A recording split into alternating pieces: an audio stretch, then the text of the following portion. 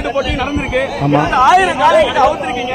மதுரையில முதல் ஜல்லிக்கட்டு அது தமிழ் எப்படி இருக்கு இந்த காரணம்? மாடுபிடி வீரர்கள் சொல்றாங்க. இல்ல மாண்புமிகு தமிழக முதலமைச்சரும் துணை முதலமைச்சர் பெயர்ல வருஷம் பூரா காரு டிராக்டர் அறிவித்தாலும் இந்த முறையும் அதே மாதிரி முன்னெச்சரிக்கையாக நடவடிக்கை எடுத்து மாவட்ட நிர்வாகம், மாவட்ட ஆட்சியர் உள்ளிட்ட நிர்வாகம், மாநகராட்சி ஆணையர் உள்ளிட்ட நிர்வாகம், அது மாதிரி காவல்துறை எல்லோரும் எல்லா அதிகாரிகளும், அது ஹெல்த்தா இருந்தாலும் சரி, வெட்டினரியா இருந்தாலும் சரி, அதே போல வருவாய்த்துறையா இருந்தாலும் சரி, உறவு வளர்ச்சித்துறை இருந்தாலும் எல்லாரும் ஒரு கூட்டு முயற்சி, அது மாதிரி கிராமத்தினுடைய ஒட்டுமொத்தமான முயற்சி, காளையை வளர்ப்பவர்களும் முழு ஒத்துழைப்பு கொடுத்தார்கள், மாடுகளுக்கு கொடுக்கிறாங்க.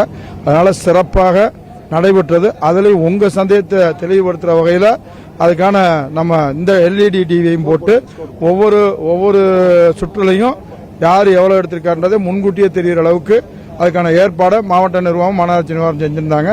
அதையும் நீங்க பாத்துட்டீங்க. இதுல எந்த விதமான சொல்ற அளவுக்கு ஒரு துளி கூட இடம் இல்லாம மிக பிரமாதமா அவனியாவர் நடத்திருக்கு. நம்ம திருநங்கையோட காளைகள் இதுல வந்தது. வரக்கூடிய காலங்களில் திருநங்கைகளுக்கு முக்கியத்துவம் கொடுப்போமா? நம்ம இல்ல, திருநங்கைகளுக்கு மாடு வளர்த்திருந்தா எப்பயினாலும் அவங்களுக்கு முக்கியத்துவம் கொடுத்துட்டு தான் இருக்கிறோம்.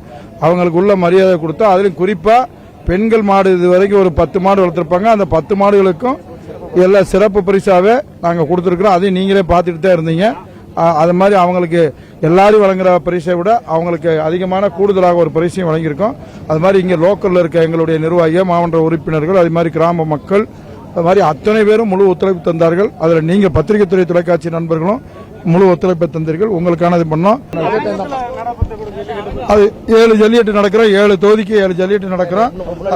அதுக்கு காரணம் எல்லாரும் மன திருப்திப்படணும். காளை வளர்ப்பவராக இருந்தாலும் சரி, மாடு பிடிக்கிறவர்களா இருந்தாலும் சரி, அது திருப்திப்படுத்த வேண்டிய வகையில் ஒவ்வொரு தொகுதிக்குள்ள மாடுகளையும் அங்குள்ள வீரர்கள் எல்லாரையும் அது நிச்சயமாக அது எல்லாரும் திருப்திப்படுத்துவோம்.